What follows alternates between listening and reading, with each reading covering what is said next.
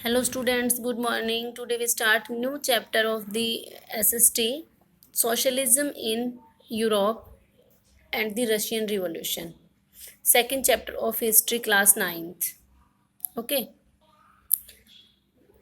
Topic is Russian revolution. Completely हम इसको क्या बोलेंगे? Socialism in Europe and mainly Russian revolution. तो रशियन रिवॉल्यूशन के बारे में ये चैप्टर है और ये चैप्टर रशियन रिवॉल्यूशन है. इसकी इम्पोर्टेंस क्या है, क्यों हमें हमारी हिस्ट्री की बुक में हमें पढ़ना पड़ रहा है. ठीक है. इससे पहले हम कौन सी रिवॉल्यूशन पढ़ चुके हैं? French revolution. फर्स्ट में फ्रेंच रिवॉल्यूशन कब हुई थी बेटा? फ्रेंच रिवॉल्यूशन 1789 में. और रशियन रिवॉल्यूशन कब हुई थी बेटा? 1917 में, 1917 में. कब हुई थी? 1917. ठीक है. The Russian revolution of 1917 was one of the most significant events of the 20th century. 1920 का में जो रशियन रिवॉल्यूशन है उसकी इम्पोर्टेंस बहुत ज़्यादा थी, बहुत ही ज़्यादा थी. It established the ideology of the Marxism. कौन सी आइडियोलॉजी थी बेटा इनकी? मार्क्सिज्म. जो कार्ल मार्क्स थे,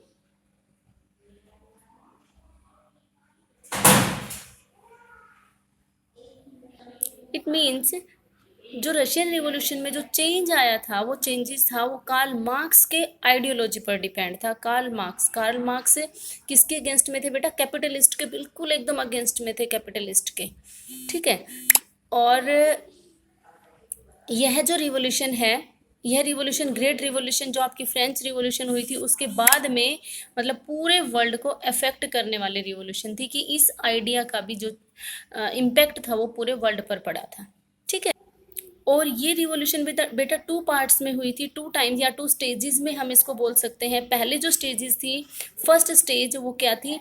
the first stage of Russian revolution began in March 1917 with the overthrow of the tsar Nicholas second. पहली जो रिवॉल्यूशन हुई थी, ये जो 1917 जो मैंने बताया, 1917 जो मैंने बताया, 1917 में जार निकोलस सेकेंड को, ये मैंने बताया कि रशियन रिवॉल्यूशन 2 पार्ट्स में या 2 स्टेजेस में हुई थी. फर्स्ट स्टेज में तो क्या किया था बेटा? जार निकोलस सेकेंड को ओवरथ्रोन किया गया था. उनको, जो सत्ता पर जो बैठा था, राजा था, उसको वहां से हटाया गया था. और सेकेंड स्टेज में क्या हुआ था? Second stage in the November of the same year established the world's first communist state by the Bolshevik under the Lenin. बड़ी इंपॉर्टेंट लाइन है बेटा. सेकेंड स्टेज में यहाँ पर जो बॉल्शेविक थे, उन बॉल्शेविक्स ने वर्ल्ड की फर्स्ट कम्युनिस्ट जो पार्टी थी ना, कम्युनिस्ट गवर्नमेंट थी, वो सेटअप की थी इसमें, उसी 1917 में ही. ठीक है. तो ये इसके चेंजेस थे कि ये, और ये कब हुई थी? ये 2 स्टेजेस में हुई थी ये रिवॉल्यूशन. ठीक है. उसके बाद में देखो यहाँ जो इसके जो चेंजेस थे, इस चेंजेस से पहले मैं थोड़ा सा, ये तो इंट्रोडक्शन मैंने आपको बताया, इस इंट्रोडक्शन में एक आध लाइन और हम ऐड कर देते हैं. और वो क्या पॉइंट्स हैं, देखिए. सोशलिज्म मैंने बताया, socialism is the concept which was the popular in Europe after the French revolution. Socialism France में या यूरोप में फ्रेंच रिवॉल्यूशन के बाद बहुत ज़्यादा इम्पोर्टेंट पॉइंट था, कंसेप्ट था ये, जो किसके ऊपर बेस्ड था बेटा? मार्क्स और लेनिन. किस पर? मार्क्स और लेनिन पर. कार्ल मार्क्स के जो आइडियाज थे वो उन्होंने क्या किया बेटा? कैपिटलिस्ट और कम्युनलिज्म, जो कम्युनिज्म था, उन दोनों के बीच का उन्होंने एक सोसाइटी निकाली कि भी ना तो बहुत ज़्यादा लिबरल होना चाहिए, ना बहुत ज़्यादा हार्ड, मतलब पैसे कुछ एक लोगों के पास में नहीं होना चाहिए. बट ये जो सोशलिज्म है, ये सोशलिज्म है कि ये प्राइवेट प्रॉपर्टी को मतलब सबसे बड़ा डेंजर बताता था, कि बहुत बड़ा खतरा है कि प्रॉपर्टी है वो प्राइवेट हैंड्स में हो. उसने ये कहा कि प्रॉपर्टी को इक्वली डिस्ट्रीब्यूट करें. इसी का मतलब देखो, in which the means of the production are collectively. जो यहाँ सोशलिज्म, जो कार्ल मार्क्स जो देखना चाह रहे थे, वो क्या देखना चाह रहे थे? That the production are collectively on, means यहाँ पर जो प्रोडक्शन है वो भी सभी लोगों के द्वारा किया जाए, और उसका जो प्रॉफिट है वो प्रॉफिट भी सभी लोगों के अंदर डिवाइड होना चाहिए. ना कि ऐसा कि कुछ एक लोग अमीर हो जाएं जबकि जो एक सेक्शन है, एक बहुत बड़ा सेक्शन हमारी सोसाइटी का, वो गरीब रह जाए। ठीक है, इसी में फिर उसमें बताया गया है कि जो जार निकोलस सेकंड थे वो बहुत ज़्यादा ऑप्रेसिव थे, निरंकुश शासक थे। वो किसी की नहीं सुनते थे, वो सारे अपने अकॉर्डिंग ही पूरी दुनिया को चलाना चाहते थे, सॉरी पूरे रसिया को चलाना चाहते थे खुद के रूल्स और रेगुलेशंस के अकॉर्डिंग। ठीक है, कॉमन पीपल्स जो थे वो उनसे बहुत ज़्यादा हेट करते थे। पॉपुलर डिसकंटेनमेंट, रोज लोगों के अंदर विरोध उनके प्रति मतलब विरोध पैदा हो गया। लोग अशांत हो गए कि हमें भाई इस तरह के उस राजा के अंडर में नहीं रहना है। और बहुत बड़े लेवल पर जब इस तरह की आइडियाज़ फैल गए पब्लिक में, तो ये एक रिवॉल्यूशन का रूप उसने ले लिया। रशियन रिवॉल्यूशन है, ये रशियन रिवॉल्यूशन क्या थी बेटा, मार्च 1917 में जार निकोलस सेकंड को फोर्सली क्या किया गया, एब्डिकेट। जार या king was forced to abdicate, tsar को हटा दिया गया राजगद्दी से। एंड ए प्रोविंशियल गवर्नमेंट, और एक प्रोविंशियल गवर्नमेंट या मॉडरेट सोशल रिवोल्यूशनरीज या प्रोविंशियल गवर्नमेंट वहाँ पर रिफॉर्म की गई या बढ़ाई गई, बनाई गई वहाँ पर। और वो कौन सी थी, ऑन नवंबर, ये तो वहाँ पर वो हुआ, जार को हटा के प्रोविंशियल गवर्नमेंट बना दी गई। फिर उसके बाद में 7 नवंबर को 1917 को क्या हुआ था बेटा, Bolshevik under Lenin broad, Bolshevik ध्यान रखना, वो बॉल्शेविक जो पार्टी थी, बॉल्शेविक पार्टी जो लेनिन के लीडरशिप में थी, उस लीडरशिप में उन्होंने क्या किया, मनसेविक, उससे पहले मनसेविक आ गई थी, उस मनसेविक गवर्नमेंट को गिरा के और नई सोवियत उन्होंने रिपब्लिक को सेटअप किया। कब किया बेटा, नवंबर 7, 1917। एज ऑफ रिवॉल्यूशन या एज ऑफ सोशल चेंजेस क्या थे यहाँ पर, एज ऑफ सोशल चेंजेस, यहाँ उस टाइम के जो एज ऑफ सोशल चेंजेस थे, वो चेंजेस क्या थे बेटा उस टाइम के, कि आपको पता है वहाँ पर सोसाइटी थी किस तरह के, स्टेट्स, सोसाइटी किस में डिवाइड थी बेटा, स्टेट्स और ऑर्डर्स में। ध्यान रखना, मैंने फ्रेंच रिवॉल्यूशन जब पढ़ाया था उसमें बताया था 3 स्टेट्स में डिवाइड है। फर्स्ट कौन सी थी, clergy, nobility and then common people. ठीक है, तो इस सोसाइटी किस में डिवाइड थी बेटा, स्टेट्स एंड ऑर्डर्स में। इट वाज अरिस्टोक्रेसी, जो बहुत उच्च वर्ग था, बहुत जो कलरगी वाले थे, फिर नोबिलिटी थे, चर्च कौन हो गए बेटा, nobility. They control the economic and social power, सारी इकोनॉमिक और सोशल पावर इन्हीं दोनों ग्रुप्स के पास थी। और जो कॉमन सेक्शन था, जो हम और आप जैसे जो सेक्शन के जो लोग थे, वो लोग सिर्फ और सिर्फ टैक्स को पे करने में ही अपनी लाइफ स्पेंड कर देते थे। ठीक है, उसी में जैसे हमारे ये जो रिवॉल्यूशन हुई, जो मैं बता रही हूँ रशियन रिवॉल्यूशन, रशियन रिवॉल्यूशन क्यों वर्ल्ड में फेमस है, क्योंकि इसके आइडियाज़ थे वो वर्ल्ड फेमस आइडियाज़ थे। और उन्हीं आइडियाज़ को हमारे इंडिया में, ये भी एनटीएससी में आया हुआ क्वेश्चन है, उन्हीं आइडियाज़ को इंडिया में राजा राम मोहन राय और डेरोजियो ने भी उन आइडियाज़ पर हमारे इंडिया के इंडिपेंडेंस से रिलेटेड, जब इंडिपेंडेंस स्टार्ट हुआ, इंडिपेंडेंस स्ट्रगल स्टार्ट हुआ, तो इन आइडियाज़ को अपना बेस बनाया था, इन्हीं आइडियाज़ को अपना बेस बनाया था। ठीक है बेटा, अब यहाँ पर आप ये फ्रेंच रिवॉल्यूशन के बारे में कुछ बताया गया है। फ्रेंच रिवॉल्यूशन उस टाइम जो थी वो 3 सेक्शंस में डिवाइड थी, और उसमें फर्स्ट और कलरगी और नोबिलिटी थे वो बिल्कुल टैक्स फ्री थे, और वहाँ पर जो थर्ड स्टेट था उसी को सारा टैक्स पे करना पड़ता था। ठीक है, और फिर उसके बाद में यहाँ पर केवल यूरोपियन कंट्रीज़ में नहीं बल्कि पूरे वर्ल्ड में उस टाइम बहुत कुछ नए जो चेंजेस थे, और सभी नया चेंज चाह रहे थे। क्या चेंज चाह रहे थे, सभी ये चेंज चाह रहे थे कि जो कॉमन जो राइट्स है ना, वो सभी के पास इक्वली हो, ना कि कुछ एक लोगों के पास में राइट्स हो। ठीक है, डिसीजन मेकिंग पावर है ना, वो सभी के पास में होनी चाहिए, ना कि केवल कुछ लोगों के पास में। जैसे फ्रांस में हुआ था, फ्रांस में क्या था बेटा, फ्रांस में भाई जो डिसीजन मेकिंग था, डिसीजंस लिए जाने थे, टैक्स कितना बढ़ाना है कितना घटाना, वो सिर्फ किसके पास था बेटा, कलरगी और नोबिलिटी के पास में।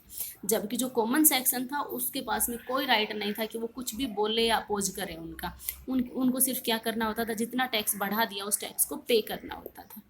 ठीक है, तो इसी तरह के जो आइडियाज़ हैं, वो आइडियाज़ क्या था, रिस्पॉन्स वेरिड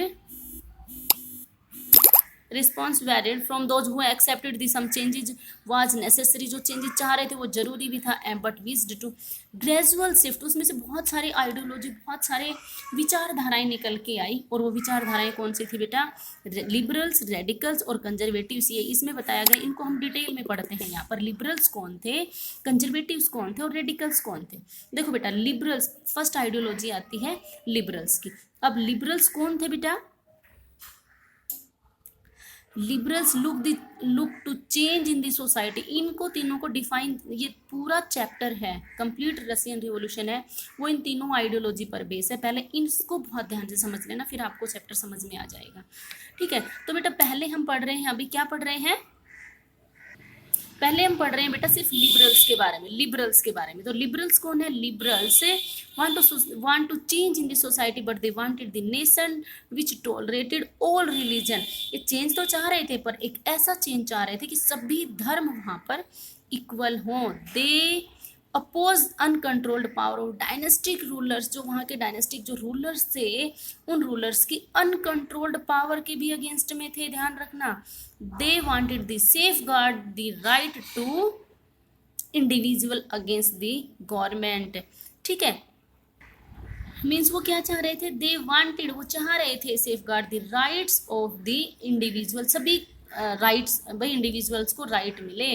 भाई गवर्नमेंट उसके जो जिनके अगेंस्ट में थी, वो चाह रहे थे कि पब्लिक को, सभी को राइट्स मिले। They argued for the representative elected, वो रिप्रेजेंटेटिव्स के अगेंस्ट में भी आर्ग्यूमेंट करते थे, अपोज करते थे।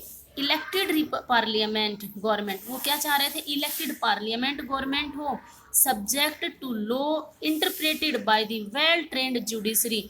भाई जुडिशरी कैसी होनी चाहिए, किस तरह की जुडिशरी हो, जो वेल ट्रेंड हो, वो जो किसी के साथ भी किसी भी तरह का मिसबिहेव ना करे, पार्शियलिटी नहीं होनी चाहिए। That was independent of rules, वहाँ पर रूल्स भी किस तरह के होने चाहिए, इंडिपेंडेंस, वो किसी के दबाव में आके कोई डिसीजन ना दे।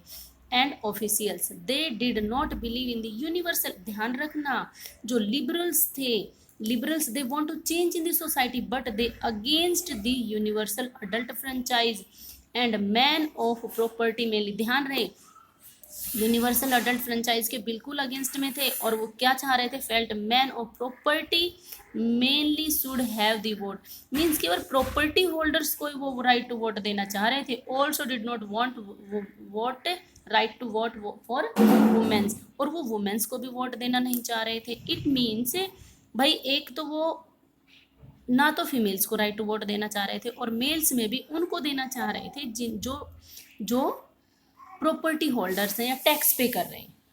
ठीक है, तो ये किसके बारे में आया, लिबरल्स के बारे में।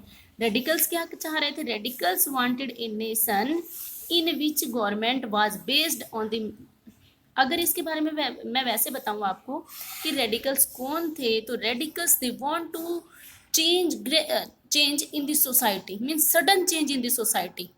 ये इनको भगत सिंह, जो हमारी आज के जो भगत सिंह के जो आइडियाज़ हैं उसके ऊपर बेस्ड हम बोल सकते हैं।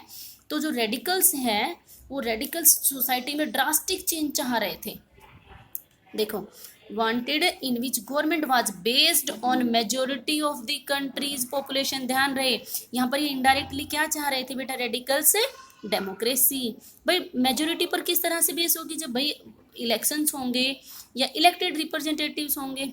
दे सपोर्ट वुमेन्स सफ्रेगेट मूवमेंट, वो वुमेन्स को राइट दिलवाने के भी फेवर में थे। They oppose the privileges of the great land owners and wealthy factory owners, means वो प्रॉपर्टी होल्डर्स के जो उनको प्रिविलेजेस दिए जाते थे, विशेष अधिकार दिए जा रहे थे, उनके भी वो अगेंस्ट में थे। वो ये कहते कि सभी, all each and every person is equal and have equal rights. They were not against the existence of the private property. ध्यान रहे, वो प्राइवेट प्रॉपर्टी के अगेंस्ट में नहीं थे, बट यहाँ से समझने की लाइन है, ध्यान देने की बात है, but dislike concentration of property with in a few hands. पर वो ये भी नहीं चाह रहे थे कि प्रॉपर्टी है वो 2-4 लोगों के पास ही हो, प्राइवेट प्रॉपर्टी हो, बट वो प्राइवेट प्रॉपर्टी भी सभी में डिवाइड हो, ऐसा ना वो हो कि 2-4 लोगों के पास ही हो। कंजर्वेटिव्स अपोज द, फिर उसके बाद में नेक्स्ट चैप्टर टॉपिक क्या आता है इसमें, कंजर्वेटिव्स। देखो इन तीनों को ध्यान से जरूर पढ़ लेना, liberals, radicals and conservative. In ideas को अगर पढ़ लिया तो चैप्टर आपको समझ में आ जाएगा। Conservative oppose the radical and liberals. Conservatives वो थे जो रूढ़िवादी, जिसको हम बोलते हैं जैसे हमारे दादा दादी वाले जो भी आइडियाज हैं वो आइडियाज। तो ये कंजर्वेटिव्स किसका अपोज कर रहे थे, रेडिकल्स का भी और लिबरल्स का भी। क्यों कर रहे थे ये कंजर्वेटिव्स, कौन थे बेटा, ये कंजर्वेटिव्स हम बोल सकते हैं जो लिबरल्स, सॉरी जो आपके वो कलरगी और नोबिलिटी, जो फर्स्ट और सेकंड स्टेट थे वो थे conservatives. After the French revolution however even conservatives have open their minds to need for change. हालांकि इन्होंने अपने दिमाग को बहुत, फ्रेंच रिवॉल्यूशन के बाद में इन्होंने अपने दिमाग, अपने आइडियाज़ को काफ़ी कुछ चेंज किया था। In the 18th century the conservative has been generally opposed the ideas of change. ये बेचारे कंजर्वेटिव्स थे, ये काफ़ी अपोज इस चेंज की वजह से, मतलब इन्होंने काफ़ी चेंज चाहा था। But 19th century they accepted it means 18th century तक they do not want to any change in the, बेटा 18th century तक ये किसी भी तरह का कोई भी चेंज सोसाइटी में नहीं चाह रहे थे 18th century तक। बट 19th century में इनको ये धीरे धीरे पता लगा कि भाई हमारी सोसाइटी, इन्होंने फील किया कि भाई सोसाइटी में चेंज की ज़रूरत है, बट ग्रेजुअल चेंज होना चाहिए इस तरह से। बट ये फिर भी कंप्लीटली किसके फेवर में थे, ओल्ड रिजीम के फेवर में थे। ओल्ड रिजीम मीन्स पुरानी जो राजसत्ता थी, पुराने जो रूल्स थे, पुराने रेगुलेशंस थे, क्योंकि उन पुराने रूल्स और रेगुलेशन के बेस पर ही ये बिल्कुल फ्री थे, free from paying any type of tax, क्योंकि इनको तो टैक्स पे करना ही नहीं पड़ता था। इसीलिए ये मोनार्की सिस्टम का बहुत ज़्यादा फेवर कर रहे थे। Conservatives support the monarchy system because under the monarchy system they are free from paying any type of tax. Okay, by the 19th century they accepted some changes. इन्होंने कुछ changes चाहे, accept किया, which was inevitable, जो बहुत ज़्यादा ज़रूरी थे, but believed that the past had to be respect and change had to be brought about through a slow process. अब उन्होंने कहा कि भाई पास्ट का हम रिस्पेक्ट करेंगे, मीन्स हमारे जो राइट्स हैं वो राइट्स हमारे पास रहने चाहिए, और उन्हीं राइट्स के बेस पर हमारे पास में थोड़ा थोड़ा कुछ चेंजेज आना चाहिए। इतना धीरे स्लो प्रोसेस में चेंजेज आना चाहिए कि किसी को पता ही ना चले कि चेंज आया भी है।